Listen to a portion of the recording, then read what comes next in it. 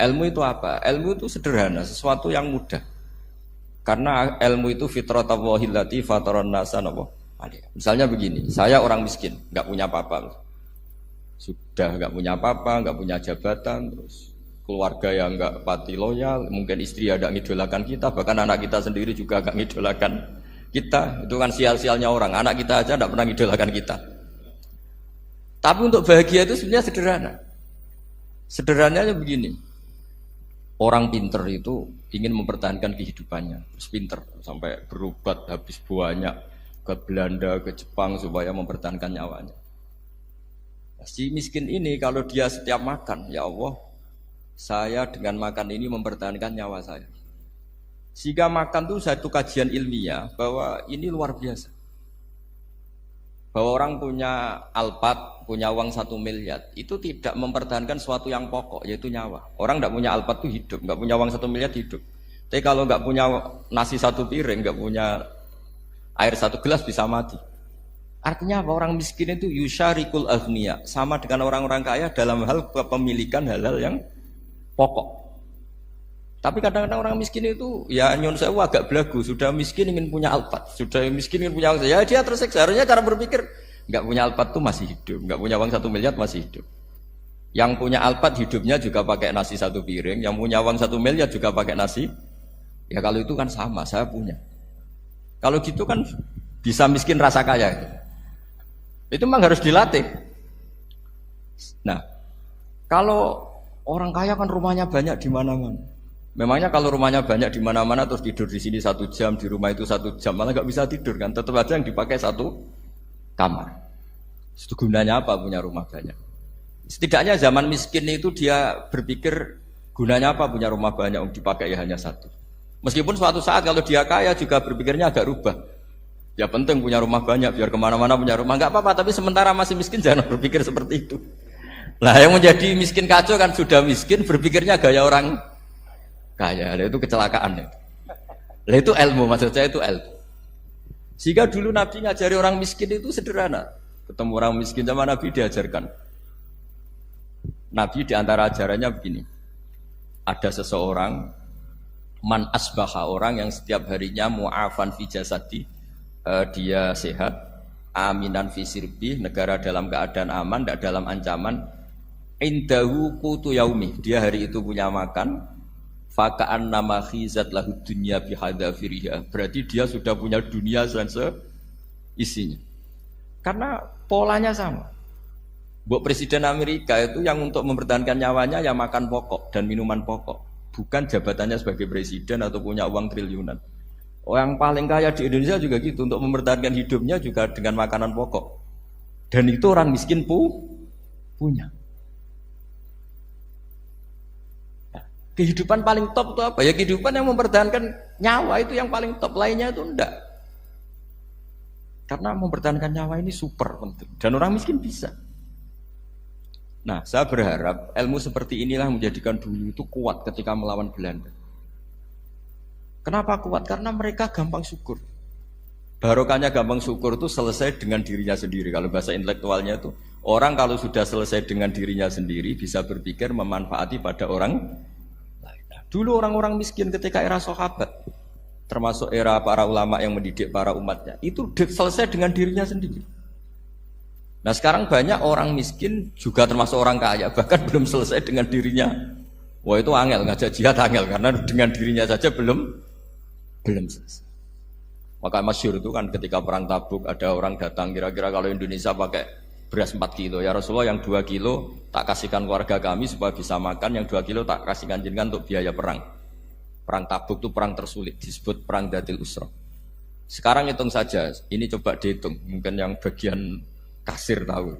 Kalau 2 kilo kali 3.000, umat Islam pas itu sekitar hampir 3.000, itu sudah 6.000 kilo.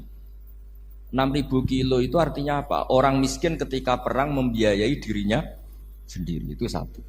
Kedua, dengan mental memberi, orang ini tidak tamak. Barokahnya tidak tamak, tidak nyalahkan yang kaya. Efek dari itu apa ketika perang Tabuk? Sumbangan dari Sayyidina Utsman yang jumlahnya besar sekali, yaitu diantaranya 1.000 dinar. 1 dinar kira-kira 4,25 gram, berarti sekitar 4.000 gram. itu bisa diberikan alat perang. Sumbangan dari Abu Bakar juga bisa dipakai beli kuda untuk perang. Nah bayangkan kalau kebutuhan orang miskin ini untuk makan itu nggak mau urun, wah saya miskin nggak perlu urun, saya miskin dipakai alasan terus. Maka jumlah 3.000 ini akan mengurangi anggaran untuk belanja peralatan perang karena untuk konsumsi orang miskin. Dan gitu kadang mangane tanduk itu kan repot. Wes miskin mangane tanduk, nak antri mo kan ribet. Artinya apa? Perang ini tidak fokus karena ngurusi konsumsi untuk orang-orang miskin. Nah, dulu zaman Nabi orang miskin pun semuanya heroik. Mereka dibantu gak mau, inginnya bantu. Sampai dicibir sama orang munafik. Apa gunanya sedekah 2 kilo? Perang ini perang besar antar negara. Pas itu mau perang melawan Romawi. Sampai orang munafik bilang alladzina almizuna almuttawiina minal mu'minina fis sadaqati. Walladzina la yajiduna illa juhdahum faskharuna minhum. Orang-orang munafik digambarkan Allah orang-orang yang mencibir sedekah kecil. Wong untuk perang besar kok sedekahnya hanya 2 kilo. Tapi yang mahal bukan 2 kilonya. Kalau ada 1 juta orang miskin menyumbang negara 20.000, itu artinya apa? Kita punya rakyat yang inginnya hubungannya dengan negara memberi. Tapi coba kalau kita 2 juta rakyat yang inginnya dari negara mendapat, pegawainya demo ya. Nah ini ajarannya Nabi yang luar biasa. Dulu Nabi itu bisa mendidik orang miskin pun bermental memberi. Nah barokahnya bermental mandiri ini mereka selesai dengan dirinya sendiri. Coba kalau mereka tidak bawa makanan sendiri ketika perang, mungkin kuda yang untuk perang, terus mereka berpikir, "Bu ini saja disembelih supaya kita bisa makan." Ribet kan? Ngapain beli senjata yang mutakhir, makan saja nggak bisa. Tapi barokahnya mereka urun sendiri. Mereka selesai dengan dirinya sendiri. Ini hebatnya didikan Rasulullah Shallallahu Alaihi Wasallam. Nah, dulu Mbah Hashim dan kawan-kawan itu berhasil mendidik seperti itu. Santri yang miskin-miskin itu kalau ngaturi kiai duwene telo itu dikekno telo. Duwene wi yo dikekno wi. Sehingga kiai sing wis mapan-mapan, misalnya kados kula wonten kan mun setengah mapan. Ya akhirnya yo iso mangan wi. Jebule wi ku yo enak. Santri yo seneng mergo kiai ini seneng pancen wis suwi mangan pizza misalnya. Ya tapi nak sing melarat terus aku melarat kiai tak kei wi mosok doyan. Wis melarat medhit di alasan kan ribet kan. Ini yang perlu dihilangkan. Medhit kok berargumentasi. Yang mahal itu bukan winya, mental memberi. Orang itu kalau mentalnya memberi itu berarti selesai dengan dirinya. Tapi kalau tidak bermental memberi pasti tamak. Dan tamak itu mesti menghakimi orang lain. Maka dalam kitab Hikam diterangkan penyakit terberat itu tamak. Kenapa? Karena orang pikir itu tidak ada kata-kata kitab Hikam, bukan kata saya. Yang ada itu tamak. Misalnya gini, saya kenal PLT Bupati Kudus. Tidak pernah saya bilang beliau kikir. Tapi sekali saya pernah ngajukan proposal tidak kesampaian. Wah, beliau medit. Jadi saya menvonis medit itu sebetulnya ya karena punya keinginan tidak kesampaian. Coba kalau tidak, medit itu orang serap penting. Misalnya anak-anak muda sama orang-orang cantik di Jakarta, pernah nggak kamu bilang itu sombong? Enggak kan? Setelah kamu bilang, Mbak aku ingin kenalan tidak sampean, terus dia agak mau, baru kamu bilang sombong karena keinginan kamu tidak. Nah, bayangkan kalau orang bermental tomak, kayak apa bangsa ini? Nah, sahabat itu dididik oleh Nabi, tomak itu selesai karena keinginan mereka memberi. Sehingga Indonesia bisa merdeka begini itu barokahnya didikan ulama, semuanya ingin memberi. Dulu belum ada negara, tentara-tentara kemerdekaan kalau di kampung-kampung itu ya dibiayai donatur-donatur, termasuk bahasa saya, bu saya dulu. Itu berapa ton aja beras untuk pasukan Hizbullah, pasukan TNI. Di Aceh ada Daud berih, ada yang baca berueh. Jadi baca aja kayak kira asap ada yang berih, ada berueh. Saya juga nggak tahu orang Aceh kalau baca berih. Nyumbang berapa emas untuk kemerdekaan Indonesia. Yang Kesultanan Jogja Legowo. Jogja tidak lagi negara tapi diberikan bagian dari Indonesia dan seterusnya. Nah, jadi semua ini barokahnya didikan Rasulullah SAW yang diteruskan para ulamanya bahwa nomor 1 didik masyarakat itu bermental memberi. Dengan bermental memberi apapun kecilnya ini selesai dengan dirinya sendiri. Itu kalau sampean nggak punya mental memberi, nanti pulang dari Pemda, sok acaraan kabupaten berkata ini tok ribet itu. Awas itu, bar ngaji langsung lali berarti sampean. Sudah kalau nggak urun ini sudah luar biasa, nggak urun untuk berkat itu sudah luar biasa. Jadi itu yang makanya Nabi itu Quran dimulai wa mimma razaqnahum yunfikun. Quran mengajarkan bermental memberi yunfikun. Nabi berkali-kali ngulang al yadul ulya khairum al yadis sufla. Dan memberi itu tidak harus nunggu kaya. Gambarannya Quran tentang orang baik itu gimana? Alladzina yunfikuna fis sarra wadharra. Bukan fis sarra saja, ketika wadharra juga. Saya pernah guyon sama orang kaya di Jakarta. Dia uangnya miliaran, mungkin malah triliunan. Guyon sama saya, Gus saya ini sudah sekian bangun masjid di mana-mana. Saya ini berarti hebat. Enggak kata saya.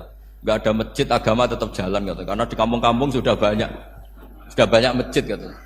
Masih keren tukang becak kata. Kok bisa Gus? Sampai nyumbang masjid 1 miliar, itu masjid apa kata saya? Ya masjid-masjid besar. Nah, itu paling dipakai kubah atau menara atau apalah yang tidak mendesak. Tapi kalau orang miskin, ngutangi orang miskin itu kalau nggak utang hari itu nggak makan. Kan nggak mungkin tukang becak ke utang ada bank atau orang kaya raya kan kenal saja ndak. Mesti orang miskin utangnya sama orang miskin. Saya kalau orang kaya utang Habibidin mesti mau beli Innova karena level orang elit jadi utangnya itu beli Innova, aksesoris Innova, seri terbaru. Tapi kalau orang miskin sama orang miskin utangnya itu beras untuk nyawa. Artinya apa? Kalau saya diutangi Habibidin untuk beli Innova itu ganjarannya itu sekunder. Tapi kalau sesama orang miskin itu ganjarannya primer. Keren mana? Hutang-hutangannya orang miskin sama orang kaya. Satu menyelamatkan nyawa, satu menyelamatkan citra.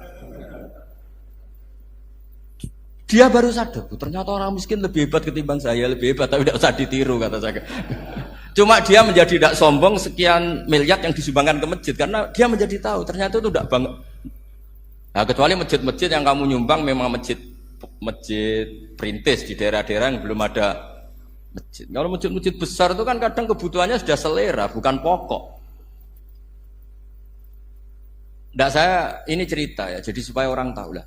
Zaman Nabi itu orang sudah selesai semua dengan dirinya sendiri. Jadi maksud saya Islam nggak apa-apa tanpa masjid itu masjid yang sudah sifatnya selera. Indonesia kan masjid sudah sifatnya selera semua. Yang dikatakan masjid pokok kan yang dipakai sholat bisa, dipakai alat sesuci bisa. Tapi kalau sudah selera ya pondasinya harus begini, lampunya harus dari kristal, terus kubahnya itu sudah selera. Nah rata-rata sumbangan yang miliatan itu kan sudah ke selera. Sementara orang miskin utang-utangan sama orang miskin untuk menyelamatkan apa coba? Nyawa. Artinya para orang miskin jangan kecil hati. Wah saya sedekah hanya 2 kilo, tapi 2 kilo nyawa. Dan itu pahalanya luar.